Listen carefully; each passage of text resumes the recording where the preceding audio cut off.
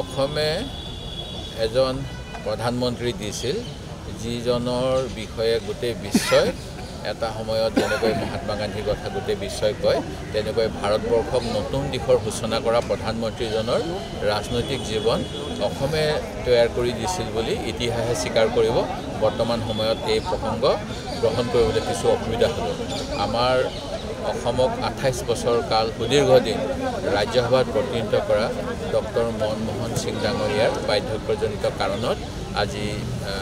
যোৱাকালি পৰলোক প্ৰাপ্তি ঘটিলে। আজি আমি প্ৰদেশ কংগ্ৰেছৰ ফালৰ পৰা আমাৰ সাংসদ ৰকিবুল হুছেইন ডাঙৰীয়া, AICC ছেক্ৰেটাৰী ৰজনা তিৰ্কী, প্ৰদেশ কংগ্ৰেছৰ সভাপতি ভূপেন বৰা আৰু মই বিধায়িনী দলৰ আমি চাৰিওজনে আজি আহি আমাৰ সকলোৰে অসমৰ জনগণৰ হৈ তেখেতক আজি শ্ৰদ্ধাঞ্জলি জনালোহি আৰু আমি গোটেই অসমবাসী ভাৰতীয়ৰ সকলো লোকৰ লগতে দুখৰ সমভাগী হৈছোঁ আৰু ভাৰতক যি নতুন এটা মাত্ৰা প্ৰদান কৰিলে অৰ্থনৈতিক ক্ষেত্ৰত আগুৱাই যোৱাত তাৰ বাটকটীয়া প্ৰধানমন্ত্ৰী নৰসিংহ ৰাওৰ দিনত ডক্টৰ মনমোহন সিঙে আৰম্ভ কৰিছিল আৰু তাৰ সুফল আমি এতিয়া পাই আছোঁ। সেই গতিকে ভৱিষ্যত সময়ত যেতিয়া ভাৰতবৰ্ষৰ ইতিহাস ৰচনা হ'ব স্বাধীনোত্তৰ ভাৰতৰ অৰ্থনৈতিক সামাজিক উন্নতিৰ কথা, তেতিয়া সেই সময়ত ডক্টৰ মনমোহন সিঙৰ নেতৃত্বত সোনিয়া গান্ধীৰ নেতৃত্বত UPA চৰকাৰে যিখিনি কাম কৰিছিল সেই কামখিনি সকলোৱে শ্ৰদ্ধাৰে সোঁৱৰিব লাগিব। সেয়া লাগে ৰাইট টু এডুকেশ্যন হওক, ৰাইট টু ফুড হওক, ৰাইট টু ইনফৰমেশ্যন হওক আৰু বিভিন্নখিনি যিখিনি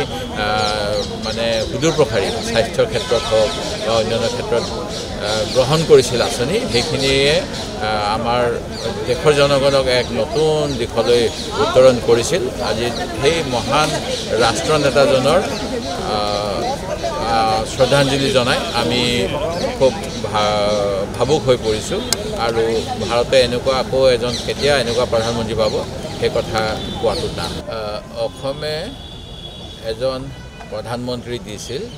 যিজনৰ বিষয়ে গোটেই বিশ্বই এটা সময়ত যেনেকৈ মহাত্মা গান্ধীৰ কথা গোটেই বিশ্বই কয় তেনেকৈ ভাৰতবৰ্ষক নতুন দিশৰ সূচনা কৰা প্ৰধানমন্ত্ৰীজনৰ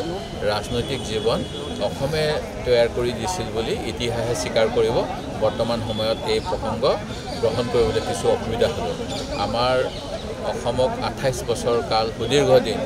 ৰাজ্যসভাত প্ৰতিনিধিত্ব কৰা ডক্টৰ মনমোহন সিং ডাঙৰীয়াৰ বাৰ্ধক্যজনিত কাৰণত আজি যোৱাকালি পৰলোক প্ৰাপ্তি ঘটিলে। আজি আমি প্ৰদেশ কংগ্ৰেছৰ ফালৰ পৰা আমাৰ সাংসদ ৰকিবুল হুছেইন ডাঙৰীয়া, AICC ছেক্ৰেটাৰী ৰজনা তিৰ্কী, প্ৰদেশ কংগ্ৰেছৰ সভাপতি ভূপেন বৰা আৰু মই বিধায়িনী দলৰ আমি চাৰিওজনে আজি আহি আমাৰ সকলোৰে অসমৰ জনগণৰ হৈ তেখেতক আজি শ্ৰদ্ধাঞ্জলি জনালোহি আৰু আমি গোটেই অসমবাসী ভাৰতীয়ৰ সকলো লোকৰ লগতে দুখৰ সমভাগী হৈছোঁ আৰু ভাৰতক যি নতুন এটা মাত্ৰা প্ৰদান কৰিলে অৰ্থনৈতিক ক্ষেত্ৰত আগুৱাই যোৱাত তাৰ বাটকটীয়া প্ৰধানমন্ত্ৰী নৰসিংহ ৰাওৰ দিনত ডক্টৰ মনমোহন সিঙে আৰম্ভ কৰিছিল আৰু তাৰ সুফল আমি এতিয়া পাই আছোঁ। সেই গতিকে ভৱিষ্যত সময়ত যেতিয়া ভাৰতবৰ্ষৰ ইতিহাস ৰচনা হ'ব স্বাধীনোত্তৰ ভাৰতৰ অৰ্থনৈতিক সামাজিক উন্নতিৰ কথা, তেতিয়া সেই সময়ত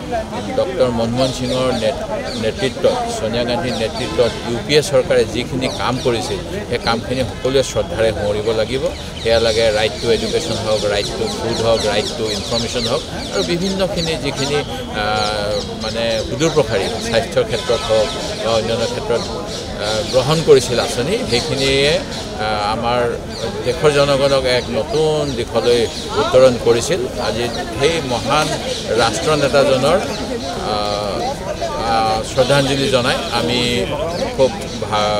ভাবুক হৈ পৰিছোঁ আৰু ভাৰতে এনেকুৱা আকৌ এজন কেতিয়া এনেকুৱা প্ৰধানমন্ত্ৰী পাব সেই কথা কোৱাটো টান।